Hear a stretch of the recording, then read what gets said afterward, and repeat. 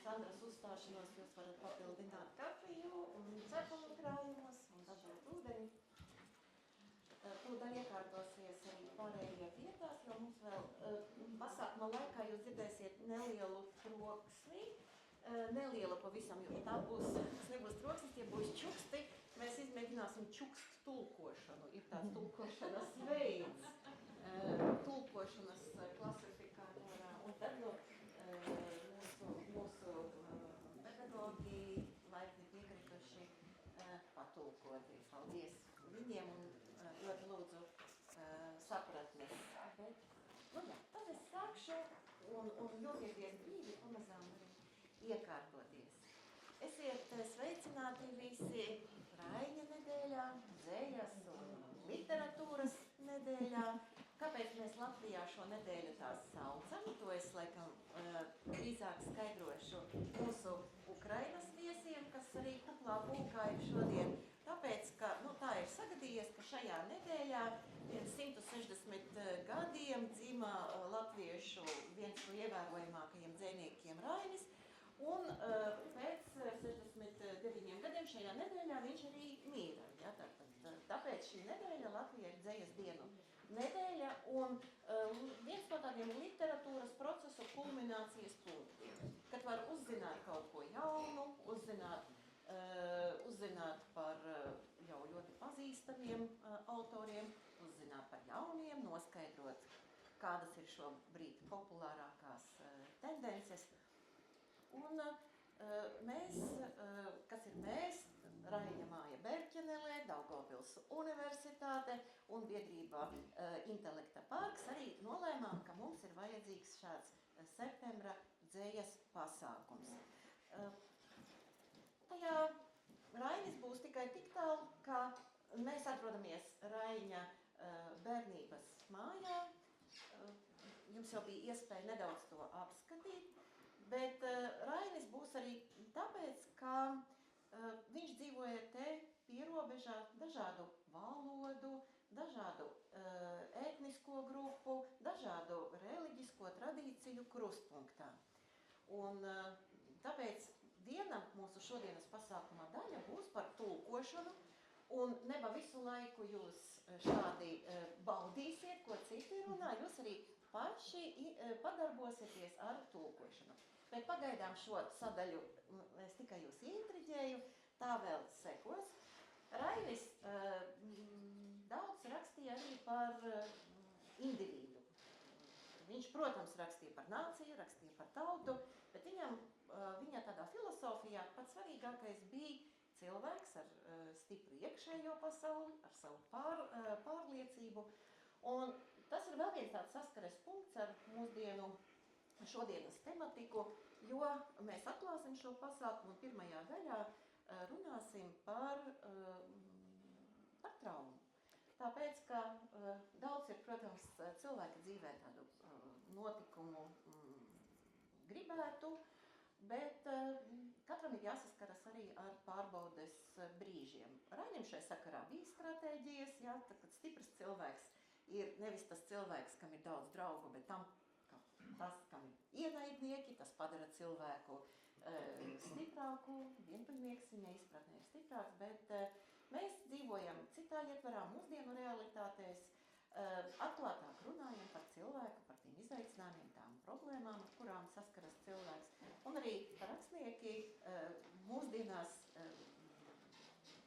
krietni retāk izmanto Rainim raksturīgo simbolu valodu, bet runā atklātu, godīgu, sirsnīgu valodu par to, kas ir mums un kas ir ne tikai tas, ko mēs saucam par normatīvismu, bet par mūsu sabiedrības daudzējiem slāņiem, daudzējādām izpausmēm. Un trauma, kā viens no traumas literatūra, kas šobrīd ir tāds aktuāls ne tikai rakstnieku vēstījumu objekts, bet arī literatūras pētnieku objekts. Un kāpēc mēs šodien pirmajā daļā runājam par tēmu, kā rakstīt par traumu? Tāpēc, ka jūs šeit esat ļoti dažāda auditorija. Šeit ir gan pašu pasniedzēju, gan skolotāju. Šeit ir radošās rakstniecības laboratorijas, tekstu laboratorijas dalībnieki apbraukuši no vairākām Latvijas vietām. Tad šeit ir universitātes studenti, gan no doktora programmas, kas raksta disertācijas gan par tulkojumiem, gan par mūsdienu literatūru. Šeit ir maģistra programmas studējošie, kuriem ir studiju kursi gan tulkojumu zinātnē, gan par mūsdienu literatūras metodoloģijām. Šeit ir bakalaura studenti, kam ir priekšmeti literārā teksta interpretācija. Tad šeit ir mūsu ukraiņu draugi, kas mācās latviešu valodu, kas mācās kultūru orientācijā par Latvijas kultūru un iepazīst Latviju. Tad šeit ir latviešu valodas skolotāji, kas māca ukraiņiem latviešu valodu.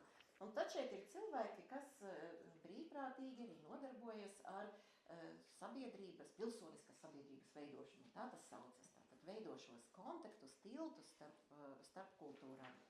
Un tad mums pasākumā ir arī viesi.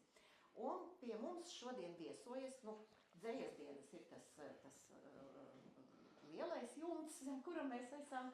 Mazais ir Raina mājas jumts, lielais ir dzejas dienas, un tāpēc pie mums ir dzejniece, dramaturģe, Inga Gaile, arī ar tādu cilvēks ļoti aktīvu sociālo pozīciju. Pie mums viesojas Daugavpils Universitātes literatūras zinātniece, profesore Sandra Meškova, kas raksta kas pēta naratīvus, kas pēta femīno rakstību. Pie mums šodien otrajā daļā jūs dzirdēsiet viesojas Māra Poļakova, tulkotāja, kas tulko no ukraiņu valodas, tulko atzejo, latviešu valodā ir 2 vārdi, tulkot un atzejot no ukraiņu valodas, no krievu valodas.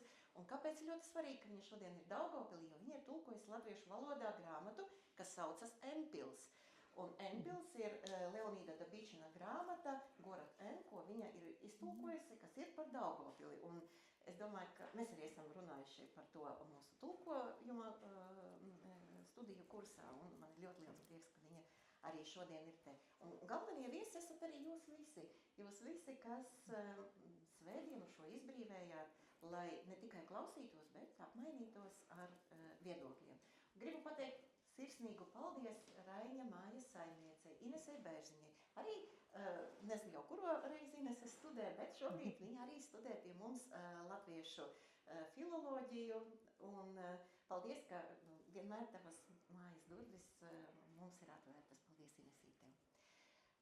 Šeit punkts noteikti jau pārāk garajam ievadam, un es dodu vārdu mūsu viešņām. Mēs izspēlējam dažādus scenārijus, kā šo daļu novadīt, lai tas tā būtu strukturāli labāk vai pareizāk, bet jāsaka, ka līdz galam mēs tā arī nevienojāmies. Un tāpēc atļaujiet mums šodien visiem būt maksimāli brīviem, skatīties jums acīs un saprast, kas šī brīdī būtu atbilstošākais vai teksts un tā brīvi justies, vērojot jūsu reakciju, vērojot jūsu acis noteikti kādam runas fragmentam šai brīdī būs būt. Bet par to gan mēs vienojamies, ka mēs sāksim ar vienu Ingas tekstu. Jā, un tad atklājam mūsu sarunu par traumu un traumatismu. Lūdzu, Inga, lūdzu. Jā, paldies.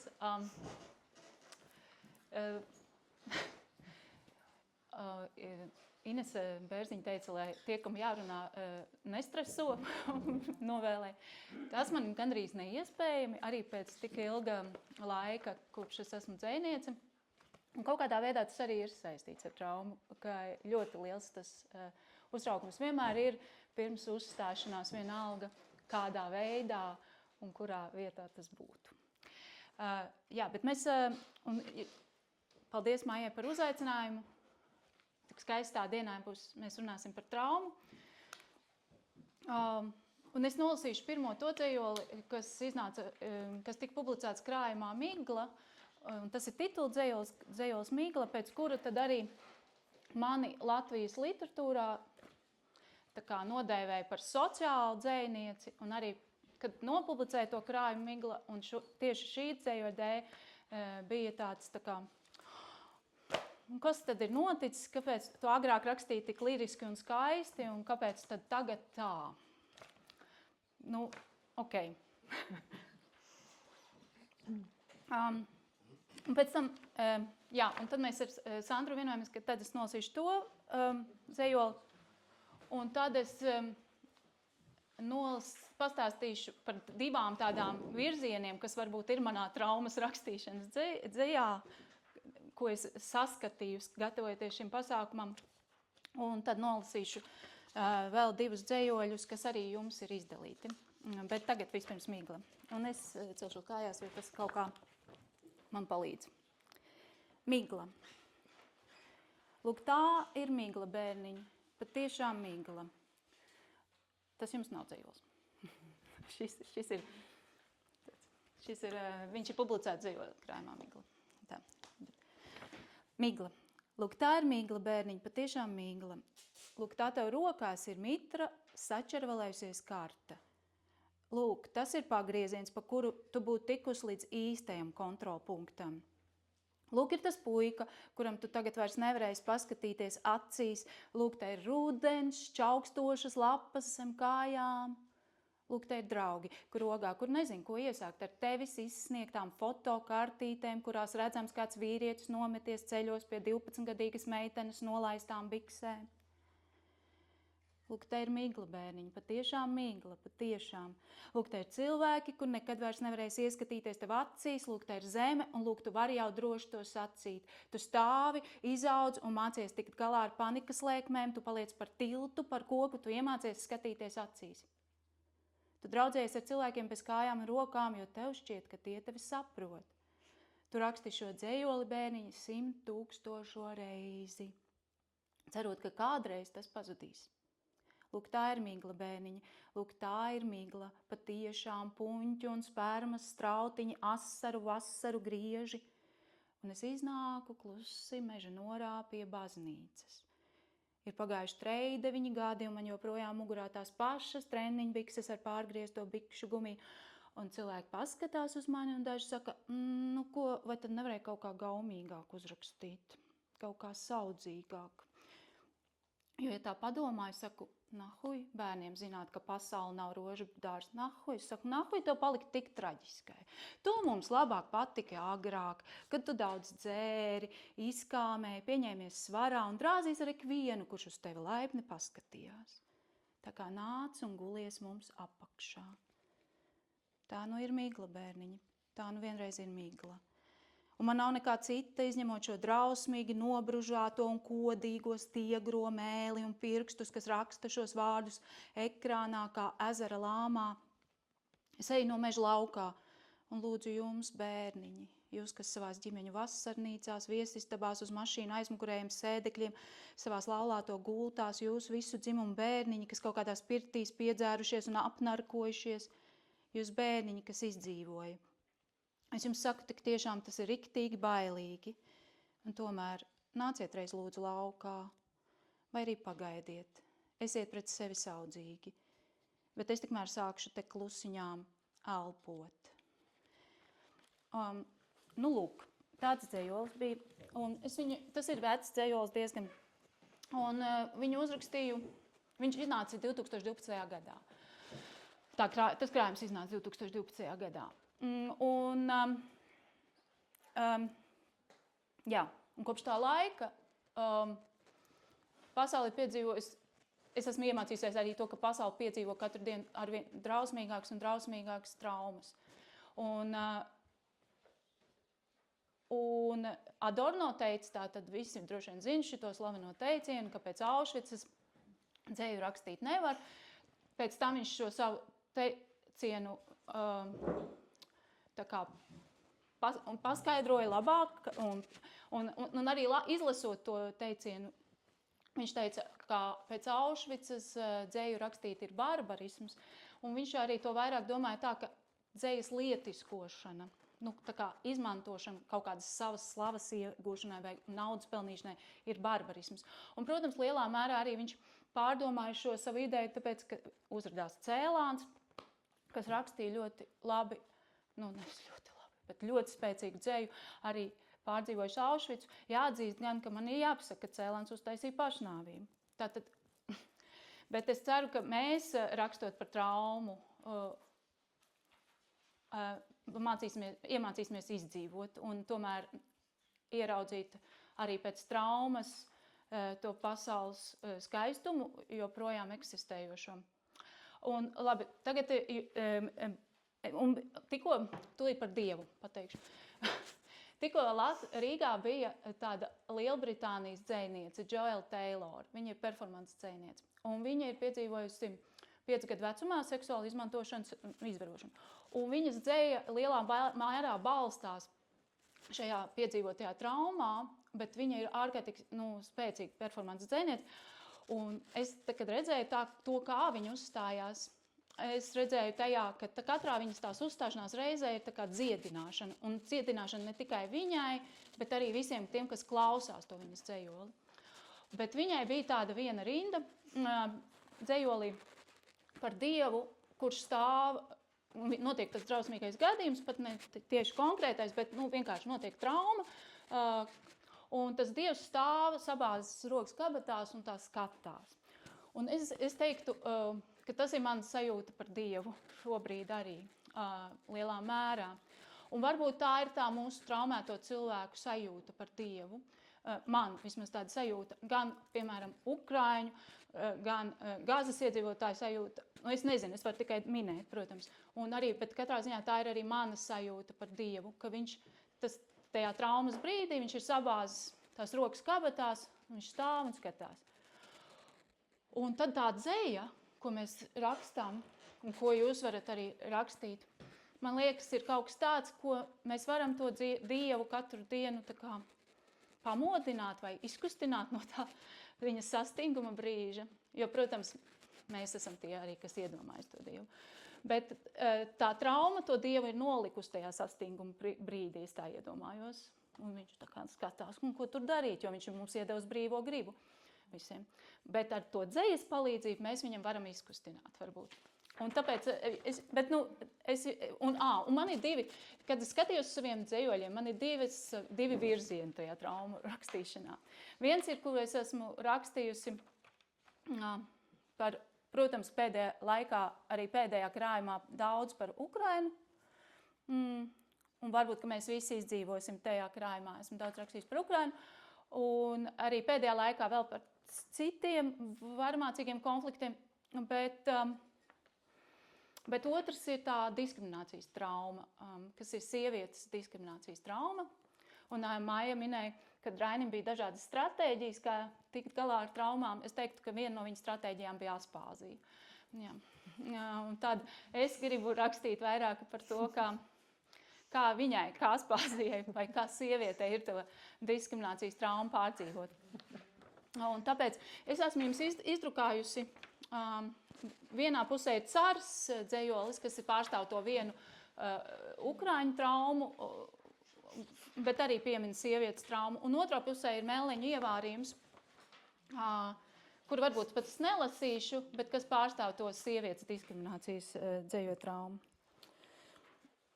Cars. Varbūt par to caru. Tas radās domājot par to cēloni, kā tas vispār var notikt, kaut kas tik drausmīgs, ko tas Putins domā vai ko tas Staļins domāja. Bet, protams, es nepretendēju uz kaut kādu izpratni, bet es mēģināju saprast kaut kā tas var notikt. Cars. Staigā pa cara istabu baltās rokas berzēdams tā vienu siltu dānu pret otru. Piedosim vai nepiedosim? Piedosim vai nepiedosim? Varbūt piedosim, bet varbūt arī tomēr nepiedosim. Varbūt padarīsim ēšanu par līdzību mietpilsonismam, lai nokalst visi viņu vīģu koki. Un pēc 90 gadiem neviens vairs neatteiksies no lakstīkalas, mirklī, kad uz spēles būs dzīvība. Varbūt tikai visas tās jau mirušās sievietes, kuras atdzīvojas naktīs un plāno bēgšanas stratēģijas uz pasaulēm, kurās būtu vieta viņu bērniem. bet dienās iet uz darbu, klibatu, klabatu skanot cietējai sirdī pret krūšu kurvi. Varbūt tikai neprātīgie ukraiņi. Uz lakstīgalas, kā lakstīgala caur putniņu, viņi aizlido klauvē pie loga tev naktī. Celies, kungs, celies, celies, celies, kungs, kāpēc tu guli? Nu, lūk, jā, bet tur arī bija doma, tāpēc, ka es biju lasījusi par to, ka tas piedosim vai nepiedosim, bija tāds stāsts par Staļinu, kurš bija sasaucis kaut kādus kinorežisorus. Nē, tur bija kino, viss kino režisors un kino veidotājs, un tur bija kaut kāds par kādu no režisoriem. Man liekas, ka tas bija arī par Eizenšteinu sapulci, vai viņam piedot šoreiz vai nepiedot. Un visi klusēja, tur jau bija tas šausmīgais klusums, un tikai Staļins staigāja un priekšu un pats ar sevi sarunājās, un piedosim vai nepiedosim. Un tā, protams, ir briesmīga situācija, kurā kādam ir tik daudz varas. Un šobrīd tas ir redzams pasaulē. Labi, es domāju, varbūt es varu nolasīt vēl Mariupoli, un tad es dotu vārdus Andrei, un tad pēc tam varbūt vēl kaut ko. Nu, Mariupoli, jūs dzirdēsiet, tas ir, protams, par Mariupoli. Un tas ir tiešām tā, kā Maija teica, Cars, es neteiktu, ka ir pārāk skaidrs dzejolis, es teiktu, ka tur ir savā ziņā daudz dažādu metaforu, un tur ir par to Lakstīgalu, es arī mēģināju iekļaut domu par Golodomoru, bet Mariupol, protams, ir, viņš ir diezgan skaidrs dzejolis, tā kā Mājiņa minēja,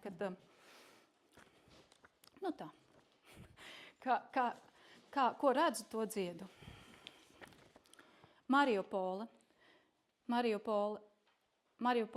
es agrāk neko nezināju par tādu pilsētu un gribu atpakaļ tajā, ka neko nezinu. Par to, ka Mariupoles slimnīca ir vienlaikus arī morgs, ka zem teātra drupām tomēr ne visi ir izdzīvojuši, ka viņiem ir beidzies ēdiens un ūdens, par to, ka kāds uzmeta bumbu, neskatoties uz to, ka lieliem burtiem bija rakstīts bērni. Bērni. Man nav vairs kur paslēpties. Es nekad vairs nebūšu tajā vietā, kur es nezinu pilsētu Mariupoli. Es tik ļoti cerēju uz to, ka mana dzīve būs citāda. Es domāju, ik viens no mums, tomēr reizi mūžā uz sekundes simdaļu kaut tikai ir cerējis, ka holokausts ir izdomāts, ka Bosnijā nebija izvarošanas nometņu, ka Srebrenicā nenogalināja vīrus un puikas tikai tāpēc, ka viņi bija vīri un puikas. Ik viens no mums ir cerējis, ka visa tā Dostojevšķina ir ar sifilisu slima rakstnieka spilgta iztēle, lai attaisnotu viņa paša nodarījumus pasaulē, sievietei. Bet tagad Mariupoli ir pienākusi pie mums ļoti tuvu un skatās logā. Mēs vairs nevaram teikt, mēs to nezinājām, kas notiek kaimiņos, kas notiek blakus istabā, kas notiek ar mums, kas notiek ar mani. Es stāvu, pūš milzīgs vējš, smiltis un viļņi runā kā apdulluši, un es domāju, kā būtu, ja šī jūra tieši tagad paceltos 9. vilnī un aiznestu mani pie bērniem. Ziniet, bija tāds gadījums, kad puisīts pusaudzis uzspridzinājās kurdu kāzās un nogalināja vairāk nekā 60 cilvēku, ieskaitot sevi. Un tad vēl bija tāds, ka Hutī nogalināja 1 miljonu tutsī, jo tutsī bija pirms tam Hutiem darījuši pāri. Viņi nogalināja visus. Viņiem arī tajā brīdī bija vienalga, vai ir rakstīts bērni vai nē. Bija tāds gadījums. Un tad bija gadījums, kad pusaugu zēnu tumšādaini nolinčoja pakarot, un vēl vienu. Vēl nav pat pagājuši 100 gadi, ja jūs domājat, ka tas bija ļoti sen. Un vēl vienu nosmacēja, un mēs tik ļoti, arī es mēģinu atrast tam pierādījums, ka viņš tirgoja narkotikas, un tas bija tāpēc. Kā lūdzu, kāpēc? Un vēl bija gadījumi, kad cilvēks izvaroja, sadedzināja, kad bērni noslīka vidusjūrā, sadega bēgļu nometnēs, kad sievieti nogalināja tāpēc, ka viņa bija dzemdējusi meitu, un šie visi gadījumi ir cilvēku izvēles. Un ja jūs gadījumā par tām nezināt, vai neesat dzirdējuši, vai varbūt īsti neticat, ka tā bija, tad Mariupoles dēļ es jūs lūdzu arī sevi iemācies tagad beidzot lasīt vai klausīties. Nekas cits nav vairs jāsasniedz, nav jākļūst, jānopelna, vai Dievs pasargi jāizdraiž viskaistākā meitene, nav vajadzīga mašīna, māja vai lielāka alga, nav nepieciešams ordenis vai prezidenta postenis. Ja ir dots vēl mazliet laika, tad klausieties.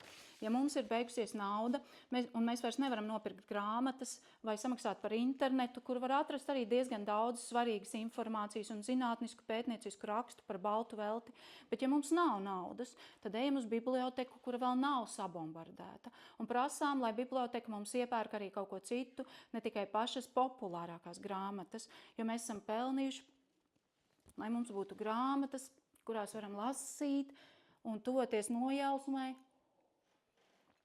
par to, kas ir novedis pie mirkļa, kurā kāds izvēlas uzmest bumbu uz teātra ēkas Mariupolē, kaut uz zemes pie tās milzīgiem burtiem rakstīts bērni.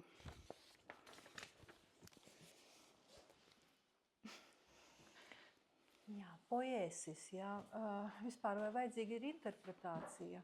Es domāju, es varētu teikt, arī nav vajadzīga, jo tas, ko Inga lasa, tas, ko mēs varam redzēt gleznās, jā, tas, ko mēs varam dzirdēt dziesmās, tas, ko arī pašlaik par kādām aktuālām norisēm, jā, kas tiek radīts, poēsis, jā, šis tāds ļoti ietilpīgais grieķu jēdziens, tā kā ir domāts, ka tas nav, ka varbūt dzēja un māksla, mēs to uztveram kā profesionālu nodarbošanos, jā, tagad, bet ka principā tā nāk no mūsu dziļākās būtības un tā arī mums visu pasaka. Un principā vai tāda interpretācija ir vajadzīga, kā var interpretēt traumu, vai vispār ir iespējams interpretēt traumas rakstību. Tie ir tādi jau, teiktu, rietumu civilizācijas, laikam, attīstības kaut kāda noteikta virziena, varbūt ne gala produkti, cerams, ka vēl turpināsies, jā, tas, bet tādā jau diezgan galējā stadijā, kad tā kā mums šķiet, ka mēs varam visu teoretizēt, kā mēs varam tā kā mēģināt veidot paralēlu diskursu, jā, tātad tam poēsis vēl veido tādu kā, apkārt ietvaru vai virs, tādu kā rāmi, jā, vai tīklu, caur kuru tad mēģināt notvert, jā, kas tad tur izskanēja, kā tas izskanēja, jā, kā mums labāk par to rakstīt, vai mēs to varam iemācīties vispār.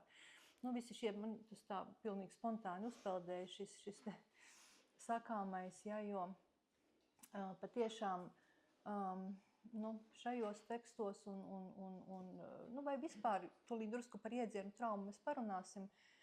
Tātad, Tonija Morisone, varbūt es te ielikšu drusku uz priekšu, kā man bija domāts. Tonija Morisone, amerikāņu rakstniece, jā, Nobela prēmijas laureāte, kura ir afroamerikāņu izcelsmes un kura ir rakstījusi par šo vairākās paaudzēs jau ilgo vēsturisko pieredzi caur savu ģimeni arī un caur savas kopienas, protams, afroamerikāņu, jā, tātad ģimenes vēsturēm. Tad viņa raksta tā, ka ir daži traumas veidi ir tik dziļi un nežēlīgi, ka tikai māksla spēja pārtulkot šādu traumu un bēdas pārvērst nozīmē. Lūk, tātad jau pati māksla jau tulko pieredzi, jā, viņa lieto šādu jēdzienu, un tad, interpretācija, protams, piedāvā tādu tā kā otrreizējo jau tulkojumu, bet, tāda ir tā mūsu rietumu ievirze, jā, mēs gribam interpretēt, mēs gribam saprast, mēs gribam apjēgt. Un tiešām, kā jau Inga arī teica, minēja, tad ir ļoti izplatīts tas viedoklis par to, ka mūsu laikmets ir traumatiskās pieredzes laikmets, trauma, tas ir viens no atslēgu jēdzieniem mūsu kultūrā. Ar vārdu mūsu laikmets trauma sāk dominēt 20. gadsimta, aptuveni 80. gados, kad sāk veidoties traumas studijas vai traumas pētījumi, traumas stadijas, pamatā sākumā anglo-amerikāņu tradīcijā, tad jau laikam tagad šīs studijas ir ieguvušas ļoti globālu izvērsumu. Un īstenībā ļoti nesen, ja, bet kas tas ir tāds mūsu laikmetā, un to es arī piedāvāju kā jautājumu jums, jo nav laikam tādas īstas atbildes. kāpēc mūsu laikmets ir tāds traumas laikmets vai traumatiskās pieredzes laikmets? Kas to tādu padara? Vai tiešām ir tā, ka to traumu izraisošo faktoru ir vairāk, vai mēs tos vairāk uztveram, vai mēs tos vairāk redzam, vai tie ir padarīti arī tā kā sajūtamāki, uzskatāmāki mūsu pieredzē. Varbūt atkal atgriežoties pie tās mūsu rietumu civilizācijas tās virzības, kuras jau mēs tādā tiešām esam izteikti diezgan galējā stadijā atrodamies, varbūt vienkārši teorijas mums piedāvā to iespēju kaut kā precīzāk nosaukt vārdā, varbūt tādu kā mikroskopisku skatījumu, ar mikroskopu ieskatīties tur, kur to, ko varbūt tad izpreparēt, es atvainojos, arī varbūt skan nevisai jauki šis vārds, izpreparēt, izķeksēt, teorētiski nosaukt, izanalizēt, teorētiski aplūkot. Kāds jautātu, kādēļ tas ir vajadzīgs, varbūt tas ir arī viens no faktoriem, kādēļ, mēs sakam, traumatiskā pieredze, katram ir sava trauma. Dominiks Lakapra, kurš ir viens no tādiem atzītākajiem mūsdienu traumas pētniekiem, viņš teiktu, viņš raksta, ka mūsu kultūra ir apsēsta ar traumu, ka ir tāda apsēstība ar traumu vērojama. Un, tātad, bet jautājums paliek, kāpēc mums tas šobrīd ir tik ļoti svarīgi. Un skaidrs, ka agrāk, piemēram, ja mēs pat aizējam uz kādiem senākiem tekstiem, tad, piemēram, jaunajā derībā apustulis Pāvils vēstulēs raksta, ka man ir dzelonis miesā, tur viņi runāsim par to, ko vārds trauma nozīmē, tieši tāda etimoloģiskā izpratnē jaunā derība ir sangrieķu valodā sacerēta. Man ir dzelonis miesā, un es lūdzu Dievam, lai viņš izvelk šo dzeloni, bet viņš man atbild, es esmu saņēmis atbildi, tev pietiek ar manu žēlastību, tas dzelonis tur paliek. Tas dzelonis paliek, bet miesā. Tātad ļoti ilgu laiku trauma tika traktēta kā fiziskais ievainojums. Vai ne? Mēs arī sakam ražošanas trauma, sadzīves trauma, tātad turpinam arī lietot šo. Bet ko vispār nozīmē trauma? Varbūt kāds var pateikt pats vārds, jo mums ir tie grieķu izcelsmes jēdzieni, pamata, teorētiskie, kuriem ir konkrēta nozīme. Mēs to varētu arī latviskot, lietot latviešu vārdu. Varbūt kāds var trauma. Tas ir saistīts, bet vēl pavisam precīzi, no kā tā sāpe nāk. No ievainojuma. Brūce, ievainojums, brūce, jā. Un vēl es esmu dzirdējusi, un droši vien, ka tas arī nāk no konkrētiem avotiem, tādu apzīmējumu, ka trauma ir nazis brūcē. Tā kā apustulim Pāvilam ērkšķis, dzelonis miesā, ka tas tur paliek, un Dievs atļauj palikt. Tā kā arī drusku stājoties dialogā ar to, ko Inga teica. Tātad dzelonis, nazis brūcē. Un tad, tas ir tas sāpes radošais faktors, ka brūce nesadzīst vai nav brūcei tik viegli sadzīt, ka vajag sākumā to nazi izvilkt. Bet vai es pats varu sev vai pati varu sev izvilkt šo nazi? Tas ir, un kas to varētu izvilkt? Tātad, šie jautājumi arī traumas studijās, protams, ir ļoti aktuāli. Tad kas ir tas nazis, teiksim? Varbūt arī mēs varam tā mazliet. Kas ir tie traumu izraisošie faktori varētu būt? Nevajag jau klasifikāciju vai neizveidot, bet kādus piemērus. Jau daudz, kas izskanēja no tā, ko Inga lasīja. Varbūt pat būtiskākie, kas ir. Bet, vai es drīkst mazu komentāru uz to, ko tu teici par to, vai jūs minējāt par to, kāpēc mūsu laikmets ir apsēsts ar traumu. Protams, es esmu profāns tādā ziņā, bet sakot, man šķiet, ka tas ir tāpēc, ka diskriminētās grupas ir iemācījušās rakstīt. Tāpēc, ka cilvēki, kas ir bijuši vergu lomās, vai arī sievietes ir iemācījušās rakstīt, un tagad var pastāstīt par to, kas ir noticis un tas, kas ir piedzīvots. Tāpēc es domāju, ka tā būs kāds periods, kurā ir ļoti ilgu, kuru cilvēks stāstīs par piedzīvotajām traumām. Un, diemžēl, arī šis laikmets sagādā ar vien jaunas traumas, un mums būs tās liecības, un cerams, ka viņas būs, jo liecības palīdz dziedināšanai. Viņas pašas par sevi nedziedina, bet vismaz ir viņas noformulē traumu, un līdz ar to ir iespējams dziedināšana. Jo, kad iznāca krājums Migla, tad jau tur sāka cilvēki dažādi vērtēt manu darbību, un arī tika pieminēt vairāk kārt Skalbas pasaka kaķīša dzirnavas, un kā baltais kaķītis visu piedod, Inga, esi kā baltais kaķītis, kurš visu piedod. Tomēr man ir atbilde uz šo, pat Skalbēm ir pašam atbilde. Baltais kaķītis visiem visu piedod, tāpat kā es, tikai viņš visiem pastāsta, kas ir noticis. Un tas ir tas arī, ko es arī gribu darīt, un ko es arī domāju, ka cilvēkiem, kas ir piedzīvojuši traumas, kas ir jādara. Nu, tā kā jāliecina. Un tam, man liekas, protams, ka to ir grūti izdarīt, it sevišķi par to, tāpēc, ka diskriminētās grupas, viņām it kā būtu jābūt pašām sava valodai, kā to izdarīt, bet viņām ir tikai šī patriarchālā valoda, kā to izdarīt. Bet, tas atkal cits jautājums varbūt. Jā, atvainu. Jā, šis tad valoda, liecināšana, jā, atmiņa arī, jā. Visi tie kā atslēga iedzieni traumu studijās, traumu pētījumos. Un, pie tiem faktoriem, ja es turpinu arī to domu, tad karš, jā, kādi vēl ārējie faktori, kas varētu karš, vardarbība, jā, vardarbība, seksuāla vardarbība. Alkohola. Atmosfēras kaut kā. Jā, dabas katastrofas, jā, viss kas. Jā, un tad varam vēl arī pēc tam atgriezties, bet principā traumas studijas tādas, kādas tās ir šobrīd, bet tās droši vien, būdamas diezgan jaunas, tās noteikti attīstīsies, jo tas ir tiešām ļoti aktuāla joma. Tās vēl ar vien lielā mērā pastāv uz psihoanalīzes bāzes. Un to atzīst arī ieskatījos kādos pavisam, pat, teiksim, 24.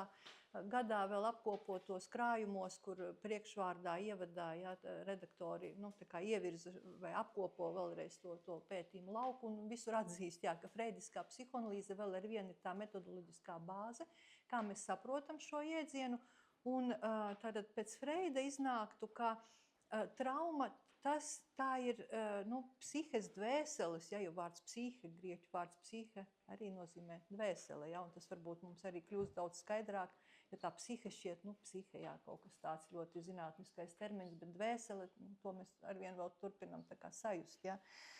Tātad, ka tā ir tāda emocionāla dvēseles reakcija uz kādu ārējo faktoru, ja, kas var būt ļoti daudzveidīgs, un galu galā tas var būt pat satiksmes negadījums, ja, piemēram, ir arī pētījumi par to, kāpēc tieši 19. gadsimtā sāk veidoties tā traumas izpēte, tāpēc, ka vilciens parādās, ja, un satiksmes negadījumi, dažādas šīs ar vilcienu, satiksmi saistītās avārijas vai bojājas, ka tie ir tie tādi arī ļoti izplatīti tolaik jauni faktori kultūrā, kas parādās.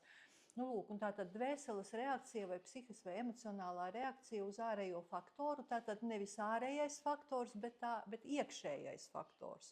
Un turklāt vēl šis iekšējais faktors nostrādā negatīvā izpratnē tādēļ, ka tas sasaistās ar kādu agrīnāku, ja, kas vispār nav saistīts ar šo ārējo notikumu. Tā ir pēdiskā pieeja uz bērnības, ja, tātad pārdzīvojumu pamata.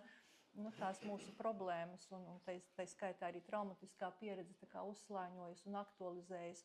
Un tieši tā arī var tikt dziedināta, ja, tātad caur to atskatīšanos un iešanu pagātnē un iešanu atmiņās. Tā ir preidiskā metodoloģija. Un tad tie iekšējie faktori, tos tad arī par tiem viņš ir rakstījis un pēc tam traumu studijās, ka tātad karš kā ārējais faktors sasaistās ar izbīli. Un te ir, tad Freidam ir tā klasifikācija, ar ko atšķiras izbīlis, bailes un trauksme.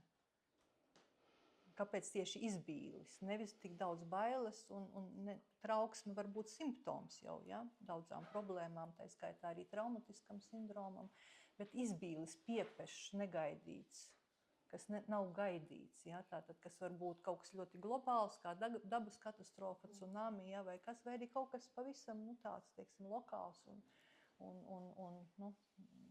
tik un tā, jā, tātad traumējošs, traumatisks. Jo izbīlis tas piepešuma faktors, jā, bailēm atkal ir savs objekts, tad mēs zinām, no kā baidīties, vai gatavojamies, vai kaut kā, un tas var pārvērsties trauksmē, ka tas objekts jau vairs nav skaidrs, kad vienkārši ir jau tas kā sindroms, bet tātad izbīlis. Un tad vēl viens faktors kauns, kauna izjūtas, kas arī sakņojas bērnības pārdzīvojumos, teiksim, seksuālā vardarbība tad sasaistās un droši vien varbūt vēl tiek minēts koloniālisms kā ārējais faktors, kas varētu arī radīt kauna izjūtas un tam līdzīgi. Tad disociācija, kā iekšējie faktori, tāda tā kā atsvešinā, kā to labāk pārtulkot. Tā, kad cilvēks piedzīvo traumu, viņš iemācās disociēties, jo tā trauma ir neizturama. Tā kā nošķirties, tā varētu teikt, nošķiršanās varbūt no vides, no ierastās apkārtnes. Vai no sava ķermeņa. Vai no sava ķermeņa, vai arī no kopienas, no citiem, tādā sociālā izpratnē. Un tātad šie iekšējie faktori, ir tie, kas veido to problēmu un kurus, tad tiešām, kā tos dziedināt, tad tas lielais jautājums, vai tas ir iespējams. Un tad šajā ziņā šeit, tieši 90. gados, 20. gadsimta 90. gados tiek kā vesela tāda atkal tradīcija traumas studijās, Ketija Kāruta, Šošana Felmane, Dominiks Lakapra, un vēl daudz arī tieši, kas psihoanalīzi pārstāv. Viņi ļoti daudz raksta par to, cik tiešām ļoti liela nozīme ir stāstījumam. Tātad stāstījumam, tas, ko Inga teica, kad cilvēks nevar, un nevar izstāstīt šo traumatisko pieredzi, jeb arī tas ir ļoti grūti, jeb arī tieši tajā slēpjas tā atslēga uz dziedināšanu, jo tas saistās ar ko, kāpēc cilvēks nevar īsti izstāstīt. Un tā ir kā reprezentācijas problēma, to var pozicionēt kā valodas iebrukuma, tādu valodas fragmentētības sajūtu. Kāpēc? Kāpēc ir grūti izstāstīt? Kāpēc nevar izstāstīt? Vispār nevar, vai ir grūti, vai ir daļēji tikai iespējams izstāstīt stāstījumā, un tad ir vai mutiski, vai rakstiski. Jo ir atmiņa, tātad tas traumas kodols tiek izstumts. Tās ir tā izstumtā atmiņa, kuru vajag rekonstruēt. Vai ne? Tā ir atkal tā freidiskā metodoloģija, atmiņas rekonstruēšana, pārdzīvojuma rekonstruēšana. Tā iezīmējot tātad to, ka psihoanalīze paliek tāda šī traumas arī dziedināšanas varbūt tā metodoloģija, kas noteikti nav vienīgā. Un šai ziņā iespējams, ka arī kādas citas psiholoģijas jomas turpina, varbūt pat, kā lai saka, funkcionēt kā optimālākas. Pat ir eksistenciālā psiholoģija un varbūt kāds ir saskāries, varbūt kāds var arī vēlāk mazliet iesaistīties, pastāstīt.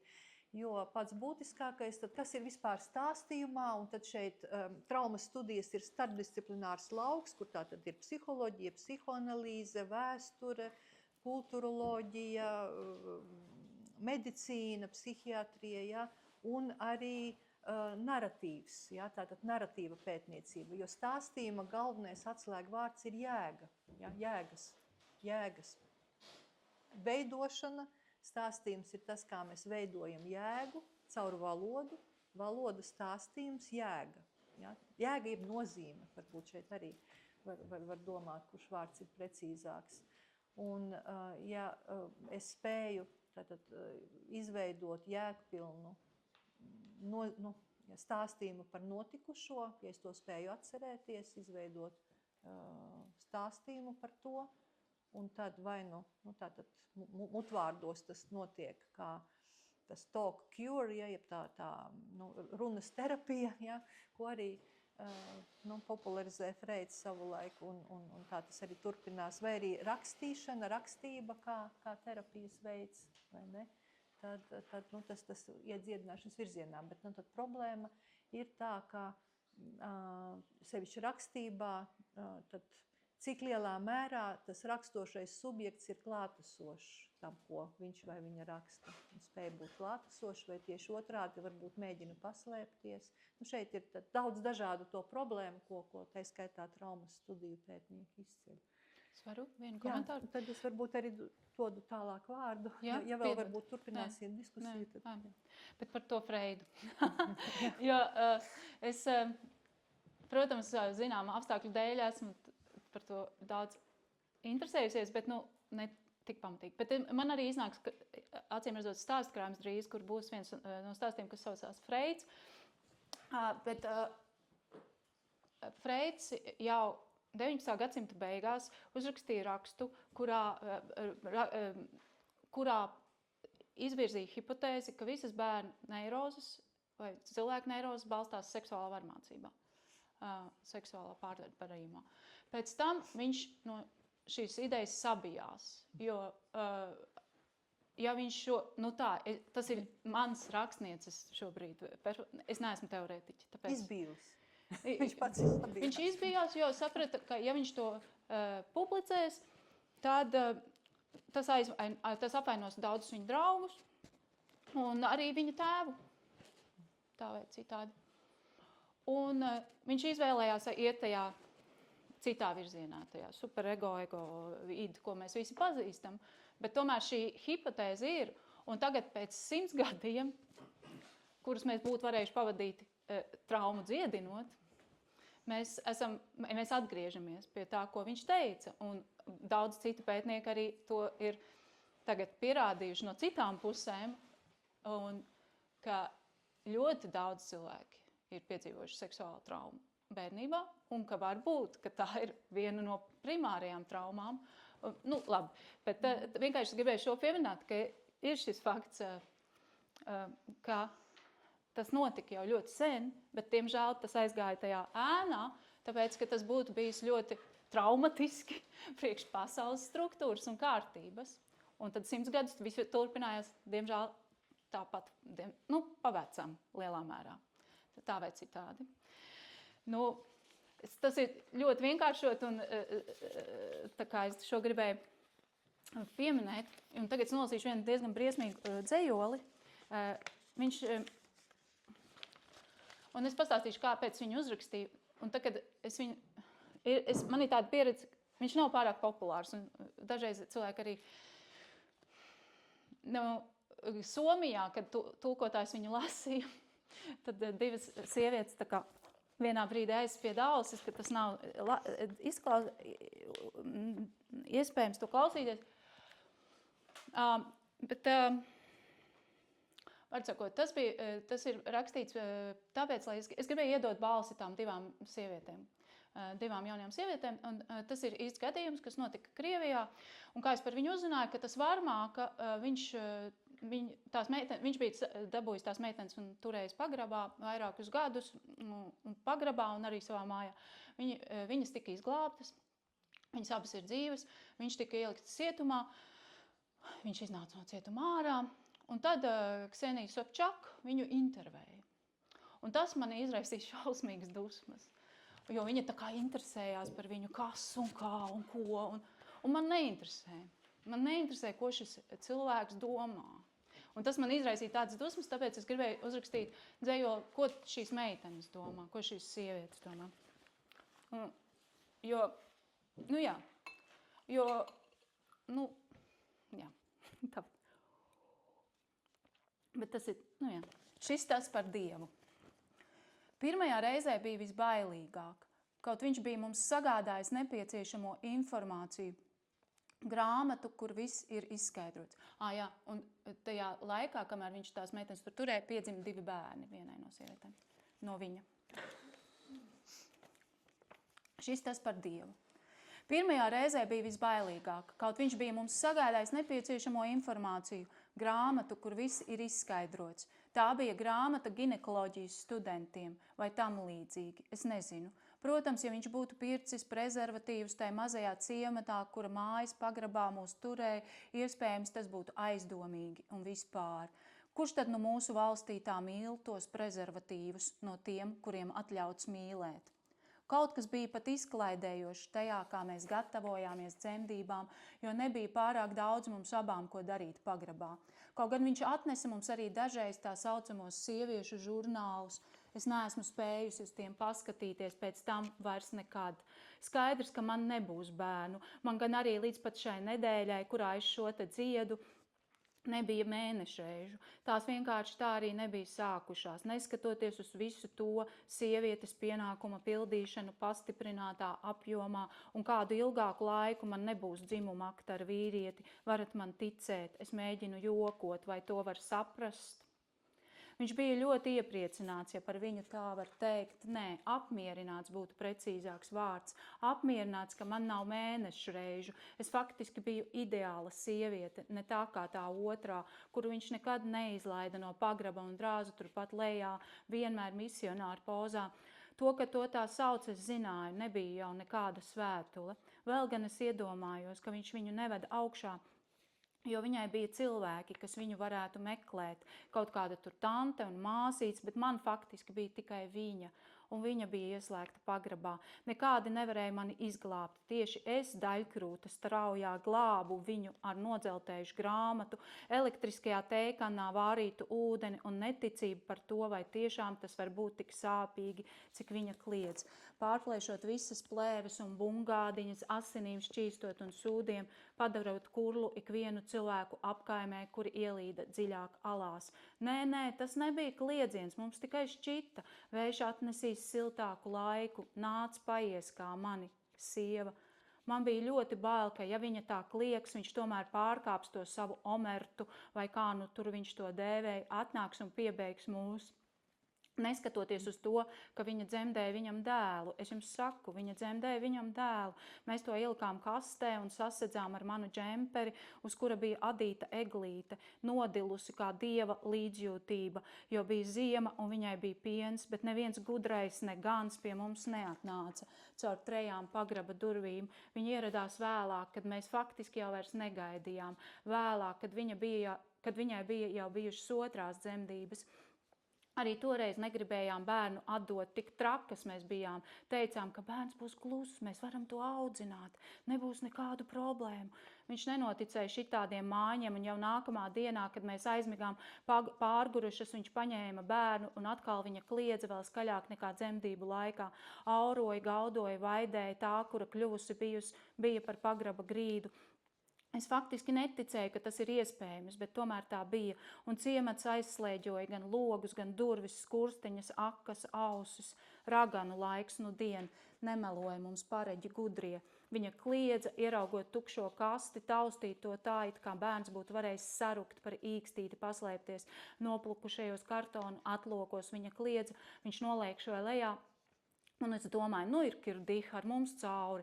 Tomēr viņš jau nesot zvērs, ne izvirtulis, ne cilvēks. To es saku un teikšu mūžīgi mūžos. Čukstēja bērnam tā labāk. Es viņu atdevu. Kādam bērnu namam nemelo, nav nekāda nama šai huiņā. Viņa metās tam virsū. Nācās tam sasiet dēmonu jauno sievietes veidoli, kas pārgraustu viņam rīkli.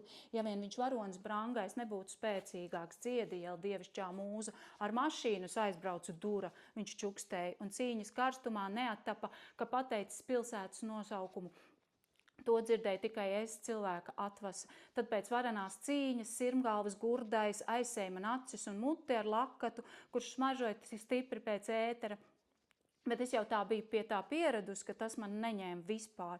Uzveda augšā uz savu istabu aizputējušiem logiem, kura man šķita kā baznīca vai kaut kas tam līdzīgs, jo kamēr viņš man drāzas, varēja atgāzt galvu, skatīties logā, tur vīdēja gabaliņš debesu, katru reizi citādā krāsā un pateikties bargajam dievam, kurš pavisam drīz tad nu mūs izglābs. Ticiet man, tiešām tā notiks.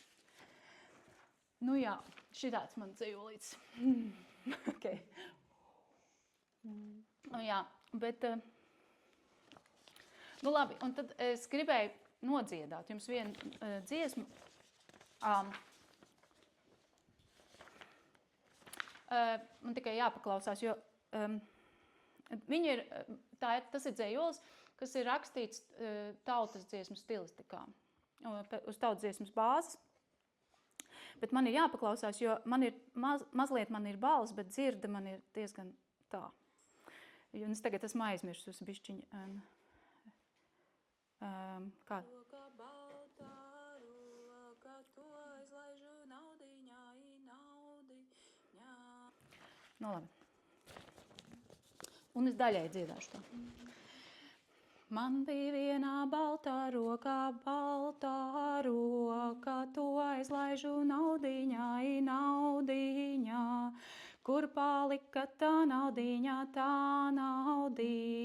tā sabira upīte, kur palika tā upīte, to izdzera Dieva dēli,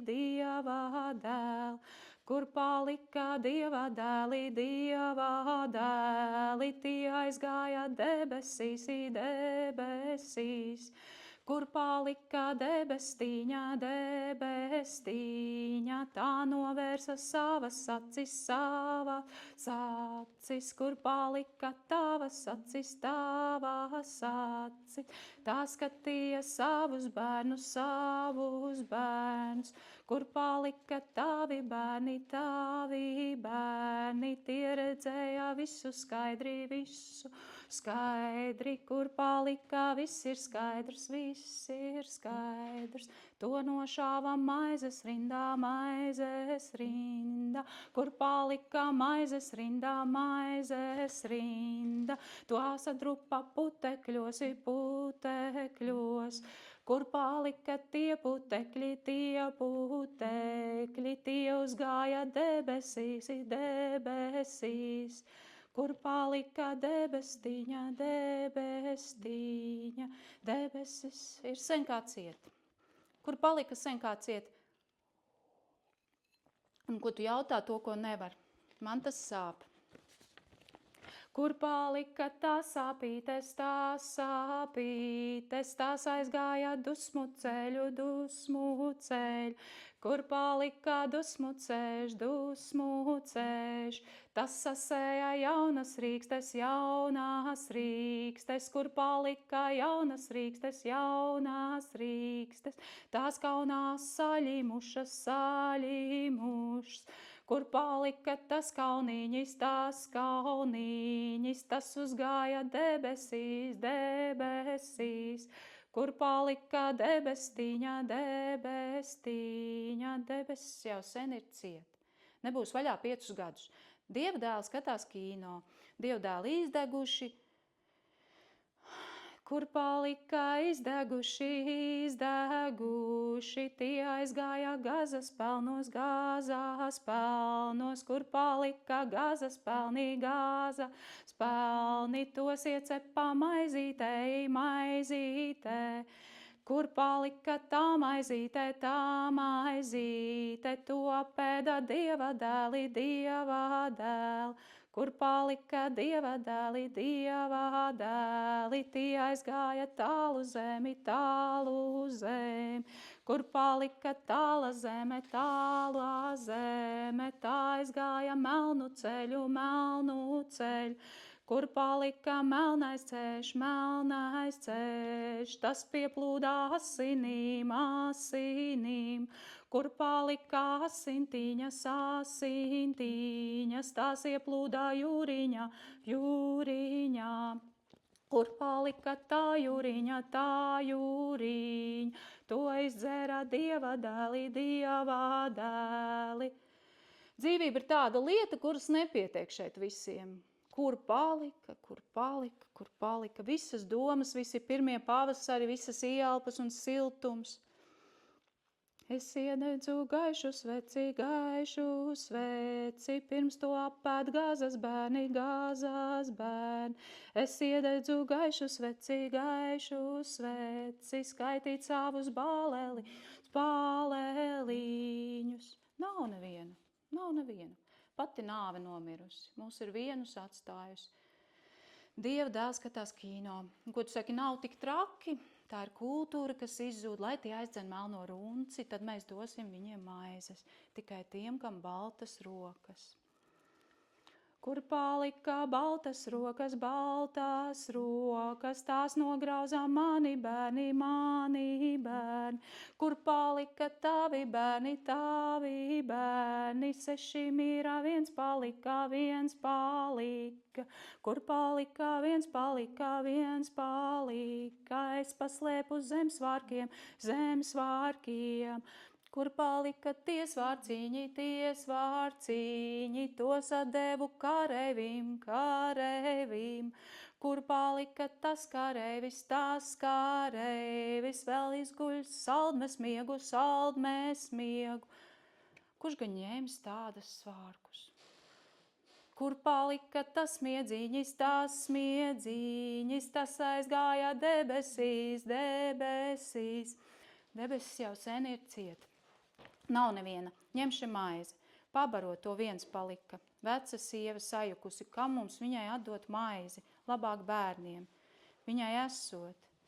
6 mīra, viens palika, dosim tiem, kam vairāk vajag, dod tai maizi. Kur palika mana maize,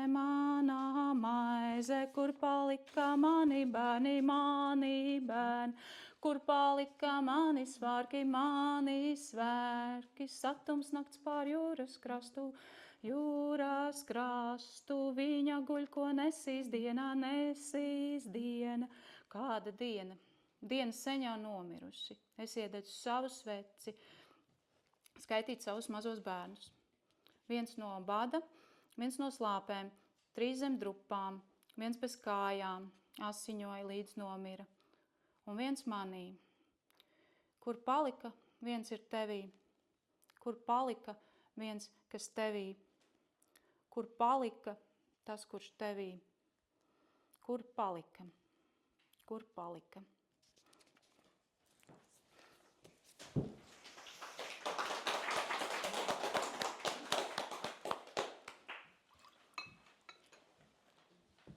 Jā, laikam viss. Jautājumi. Turpināt ar jautājumiem vai vēl kā.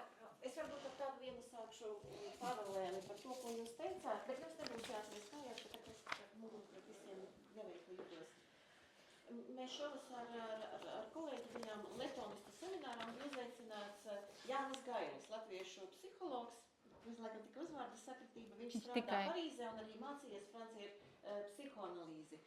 Un viņš stāstīja par bērnu vizītēm, par seansiem ar bērniem, kas ir pārdzīvojuši traumu. Un es precīzi neizstāstīšu to tehniku, bet tas ir saistībā ar to, ko jūs runājāt. Es tā kā es nespeciālists to tehniku sapratu. Tie bērni zīmē, un viņš ar viņiem arī runā, un tur bija gadījums, ka bērnam bija pakāries tēvs. Un bērnam bija trauma, un runas kavējumi noslēdzās, un kļuva ar vien sliktāk. Un māte bija atvedusi viņu uz seansu, un tad psihoanalītiķis sarunājās, viņš arī zīmē rādīja, kā notiek pa soļiem tās tehnikas. Es tikai to pašu svarīgāko. Un tur bija bērna zīmējums, bija ģimene, un tad viņam lūdza kaut ko piezīmēt klāt, un vienā brīdī viņš piezīmēja karātavas. Bet teiksim, tas psihoanalītiķis zina arī to diagnozi, vai kāds ir tas traumatiskais notikums. Un tad viņš viņam jautāja, pastāsti, kas tas ir, te es, te mamma, un viņš neizsaka vārdu tētis vai tētis pakāries. Un tad viņš sāk stāstīt pilnīgi kaut ko citu. Par citu jomu, par citu lietu, un tad tas seans beidzas, jo viņš nav gatavs runāt. Tad nākamo reizi stāstīt. Un tad jau viņš sāk stāstīt par tēti, bet neko nedrīkst jautāt. Un tas viņš vienkārši stāsta par tēti. Izstāsta, labi, nākamais seans. Un tad līdz tam brīdim, kad viņš vispār citā sakarā izsaka vārdu karātavas. Un tad viņš ir izārstējies. Tad psihoanalītiķis saprot, ka tās teorijas, ka terapija ir beigusies, viņš var iet, jo viņš ir gatavs runāt par tēlu un metaforiski pateikt to tēlu, kas ir noticis. Man liekas, ka Ingas dzēļoļos, tas, ko es sadzirdēju šodien, bija 2 stratēģijas. Šī te pēdējā, mēs saprotam to traumas situāciju, bet tas ir caur tādu kā vairāk caur metaforu, to suģestīju mēs nojaušam. Mēs varam identificēties ar šo bēdu faktu. Ne faktu konkrēti, bet ar bēdu to lielo laikam ideju. Un atkal citās situācijās, tas ir noartikulēts, ļoti precīzi noartikulēts.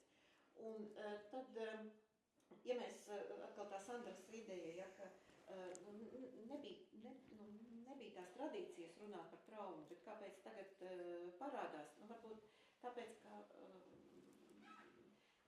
gan sociālajā, gan privātajā dzīvē, līdz ar to arī rakstnieks, ja viņš pārkāja pāri tam normatīvistam, noklusēšanas faktam, tā uzdrīkstēšanās, acīm redzot, pateikt, nosaukt vārdu, nodefinēt faktos. Jo, ja tā ir metaforiski, tad tiešām mēs to redzam arī iepriekšējās vēstījumu tradīcijās. Tagad jau ir dažādas interpretācijas par antīko literatūru, ja mēs redzam šo faktu. Bet man liekas, ka tas izrāviens, kas ir mūsdienu literatūrā, ja, ka mēs nepiemeklējam to poetisko valodu. Dažam varbūt trauma pat klausoties, ja, ka tur parādās nenormētā leksika vai vēl kaut kas. Tas jau var būt kādam ja, puritānim trauma, bet ja mēs vēl runājam par to notikumu, tad vēl jau vairāk. Es domāju, ka, jā, un Inga teica, ka tu arī uztraucies, jo laikam runāt godīgi un atklāti vienmēr ir trauksme. Tā vienmēr ir kaut kāda uzdrīkstēšanās un tās bailes, nebailes trauksme, visi kopā. Ja. Ka tu pasaki atklāti, tu pasaki skaļi, publiski nodrukāti to vārdu, par ko daudzi citi noklusē.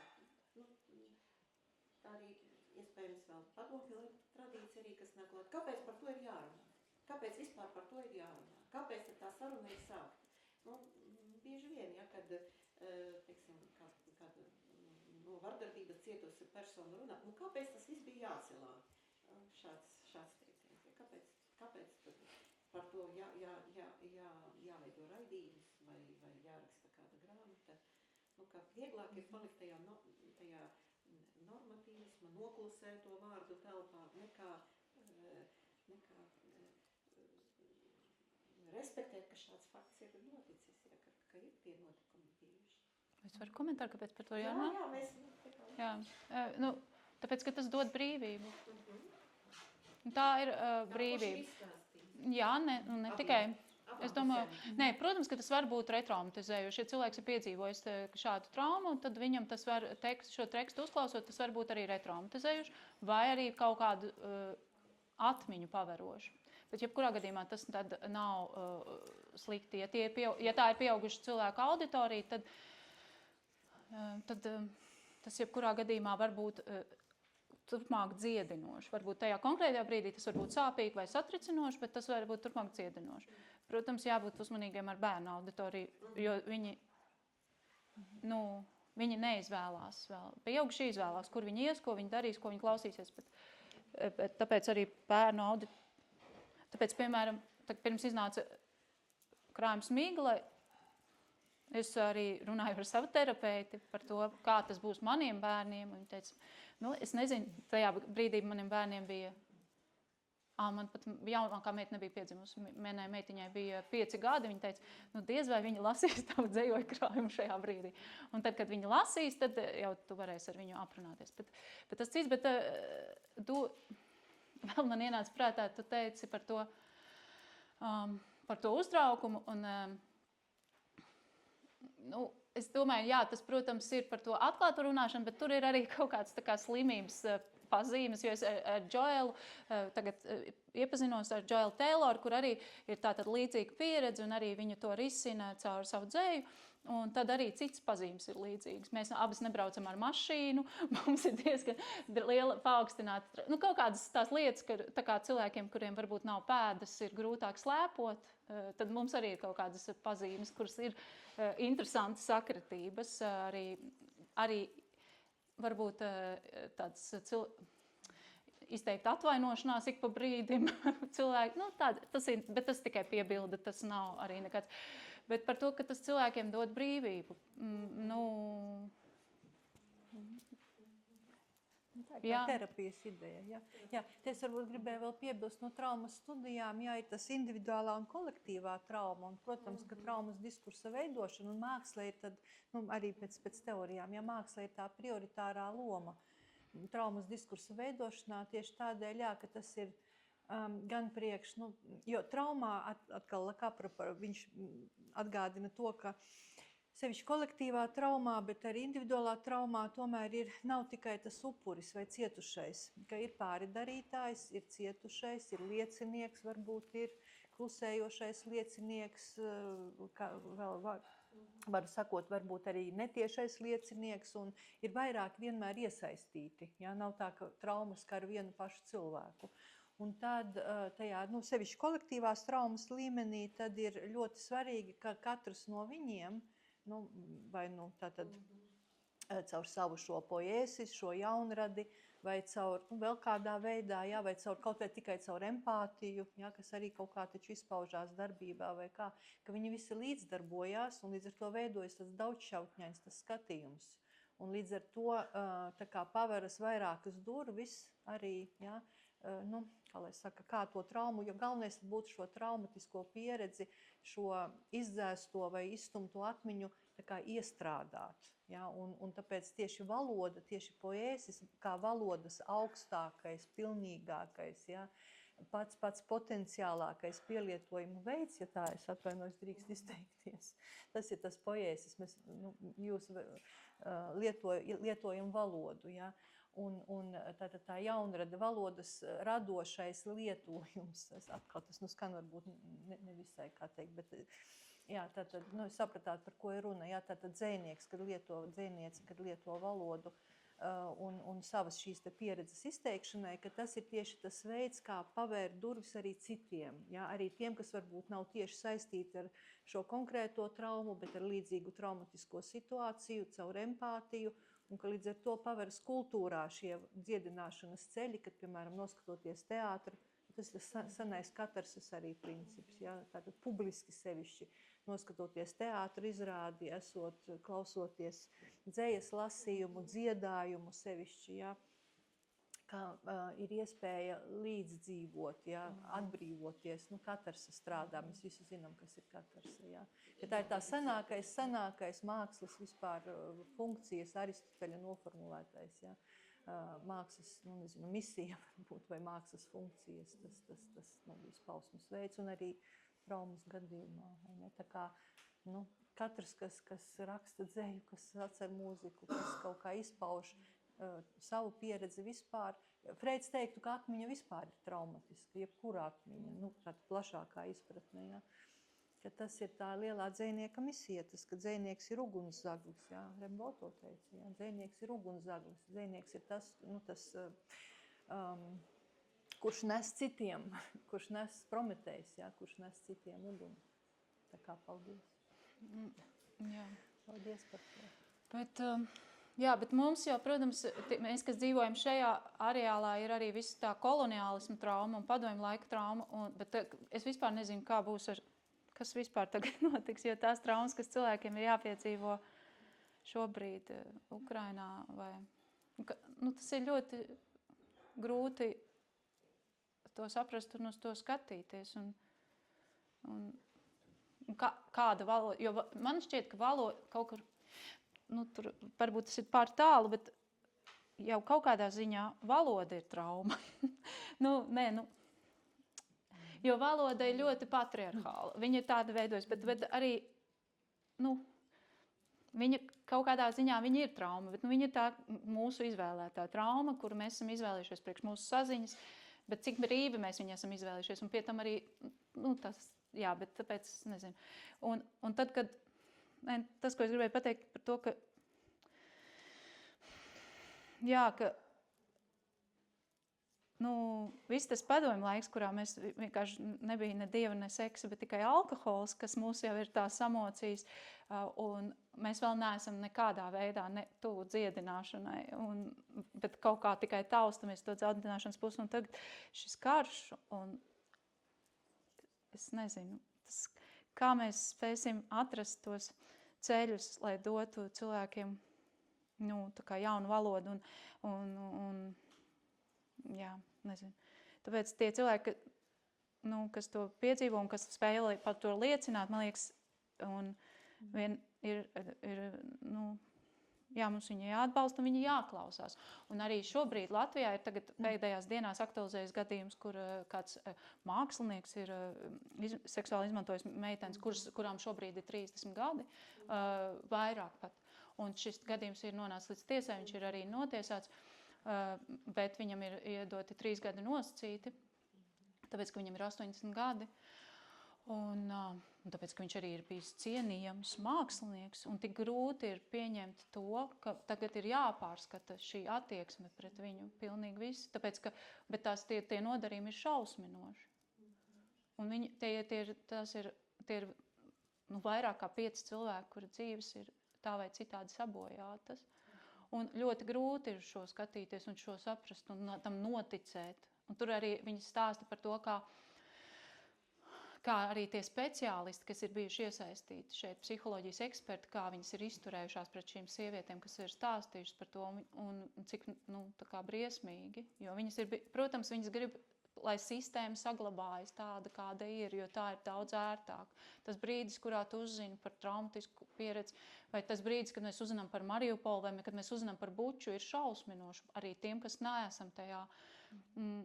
Jo mums viss ir jāpārkārto pēkšņi. Mums viss tā kā, izrādās, tagad būs jādzīvo pavisam savādāk. Un tā ir trauma, jā, kā jau mēs Sandra. iesaistāmies kā liecinieki, Kā mēs kā esam. netiešie liecinieki pēc tās teorijas, jā, un mēs vairs nevaram palikt.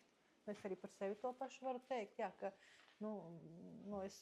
ja es tagad teikšu, ka es vairs neskatīšos vai neklausīšos, kas notiek, teiksim, Ukrainā vai vēl kur, jā, tad tā ir mana jau morāla vai amorāla, vai, kā vēl to varētu teikt, jau izvēle, jā, bet es vairs nevaru mainīt to faktu, ka es esmu netieši liecinieks, ka es vispār to uzzināju, ka es to nevarēju neuzzināt mūsdienu laikmetā, un tā varbūt ir tā atbilde, kāpēc viena no atbildēm, ja, kāpēc mūsdienu laikmets ir tas traumatiskās pieredzes laikmets, jo mēs nevaram palikt neitrāli vairs nekādā veidā.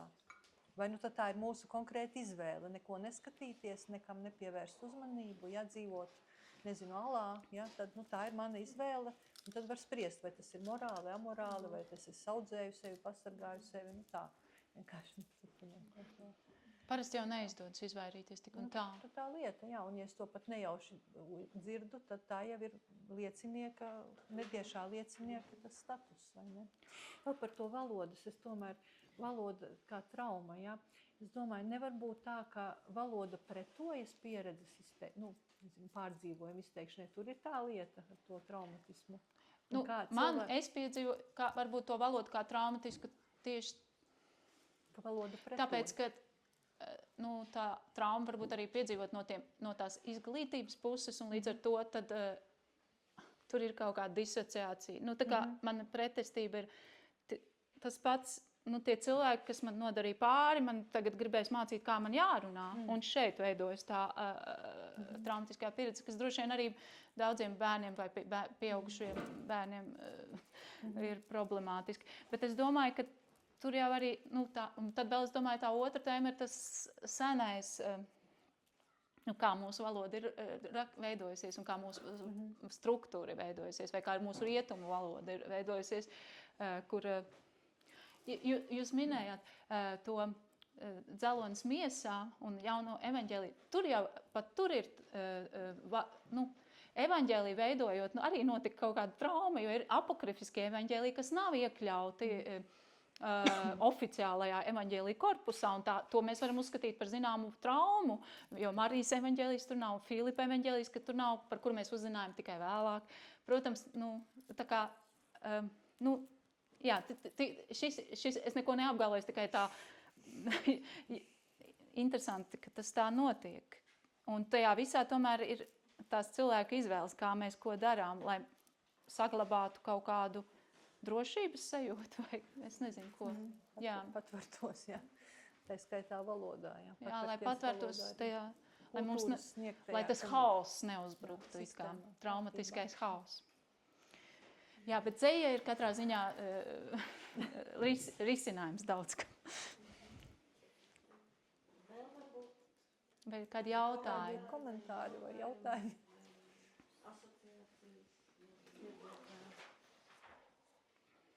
Paldies!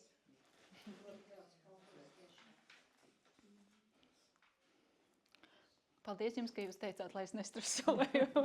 Tur, lai... Es ļāvāt iespēju izdzīvot šajā situācijā arī mūsu pašu. Ar tiem vārdiem pateicāt kaut ko, kas izgāja pāri, es nezinu, kā cikiem man pārnēc. Tas ir ļoti labs darbs, to jādara. Jādara.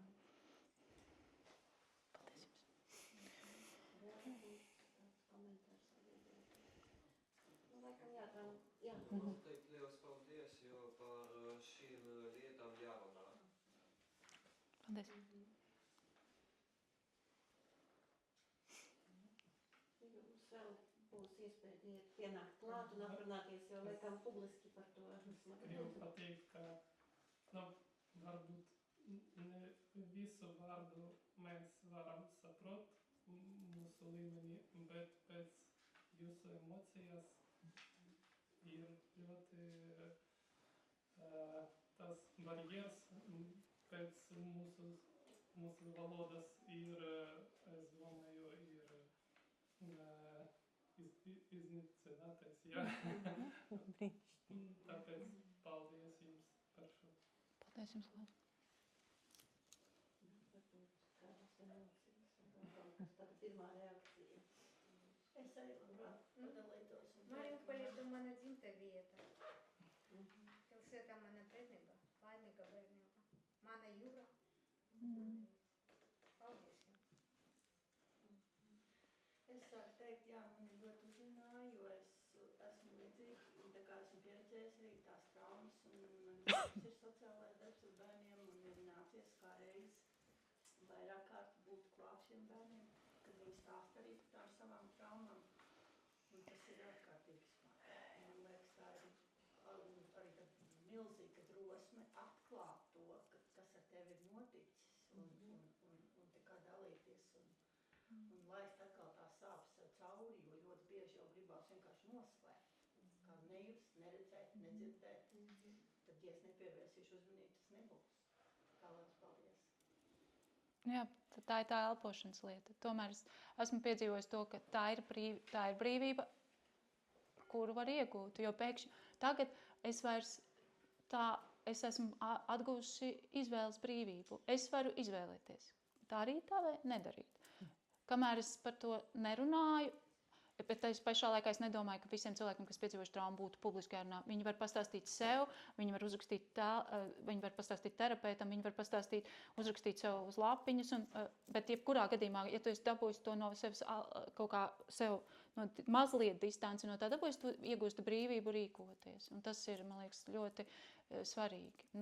Tā kā, jā. Labi, liels paldies jums visiem par uzklausīšanu. Jā.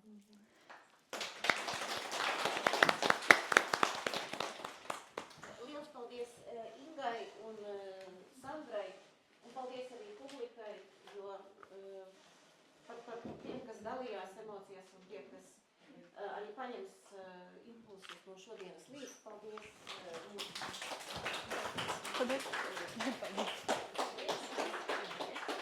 Paldies. Paldies. Paldies par tālāko. Tagad mums būs divi pasākumi vienlaikus. Pusdienas ir lejā. Laiks līdz nākamajam pasākumam ir 45 minūtes. Mēs turpināsim uz 3 šeit ar otro meistarklasi. Bet paralēli, ja jūs ātrāk to pusdienlaid vai tieši otrādi, mazliet vēlāk pieslēgsieties, tur, kur jūs atbraucāt, kur ir klēts. Tur mūsu atraktīvie puiši ir sagatavojuši mums radošo darbnīcu vai meistarklasi vai digitālo pārdzīvojumu, nezinu kā lai to nosauc, izmantojot virtuālās realitātes brilles, atklāt sevi vai pārliecināties, ka jums ir radošās rakstības talants vai kā dabūt mākslinieciskos impulsus kaut kādus. Pamēģiniet, viņi ļoti centās, un tas ir tāds radošās rakstniecības eksperiments. Tātad, lai labi garšo, varam turpināt sarunu par to, kas bija tagad. Pusdivos tiekamies šeit, Pusdivos vai pustrijos? Pustavā un Pustrijos laikam, jā, tad ir.